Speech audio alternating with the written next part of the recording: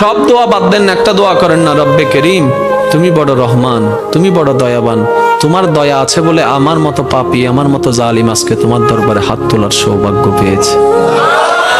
আল্লাহর কাছে সবসময় দোয়া করতে হবে পজিটিভ, নেগেটিভ কোনো দোয়া আল্লাহর কাছে করা যাবে।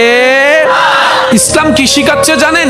ইসলাম বলে দুশমনের জন্য বদদোয়া করিও না, বরং দুশমনের জন্য তুমি আল্লাহর কাছে দোয়া করো। কিভাবে দোয়া করবা? তুমি রব্বে করিমের দরবারে যখনই হাত তুলবা, নিজের কথা আগে বলবা না, পরের কথা বলবা। আল্লাহ অমুকের দোয়া কবুল করো, অমুকের দোয়া কবুল করো, অমুককে জান্নাত দাও, অমুকের গুনাহ মাফ করে দাও, অমুককে মাফ করে দাও, অমুককে মাফ করে দাও, অমুককে মাফ করে দাও, অমুককে কবুল করে নাও, অমুকের রিজিকে বরকত দান করো। আল্লাহ আমার শত্রুকে সম্পদ আরো বাড়ায় দাও। যখন এই দোয়াটা উপরের দিকে যাবে, রব্বে করিম বলবে, কিরে ফেরেশতা, সে বান্দা নিজের জন্য কিছু বলল না, সব তো পরের জন্য বললো। ফেরেশতা বলবে, আল্লাহ এই বান্দা শুনেছে, তুমি নাকি তার উপর খুশি হয়ে যাও। যে বান্দা অন্যের জন্য ভালো চাই, তুমি নাকি তার ভালো চাও। যে অন্যের প্রশংসা করে, তুমি নাকি তার সম্মান বাড়ায় দাও। আল্লাহ যে অন্যের জন্য মঙ্গল কামনা করে, তুমি নাকি তার জন্য বরকত বাড়ায় দাও। এই বান্দা সেই সূত্র বুঝতে পেরেছে, তাই নিজের জন্য চাচ্ছে না, সবার জন্য চাচ্ছে। রব্বে করিম বলে, তার দোয়া ফরিয়াদ কবুল করার ব্যবস্থা করো, কারণ যে অন্যের ভালো চায় আমি আল্লাহ তার ভালো করে দিই। বলেন সুবহান।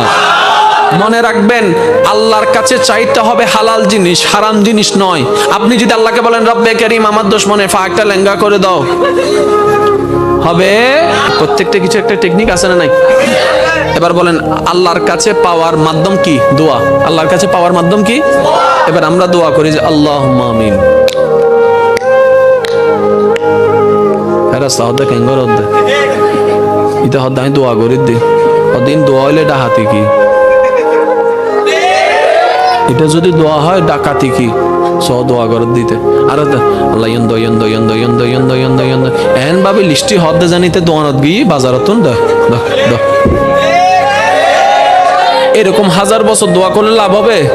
সব দোয়া বাদ দেন, একটা দোয়া করেন না, রব্বে করিম তুমি বড় রহমান, তুমি বড় দয়াবান, তোমার দয়া আছে বলে আমার মতো পাপী, আমার মতো জালিম আজকে তোমার দরবারে হাত তোলার সৌভাগ্য পেয়েছে।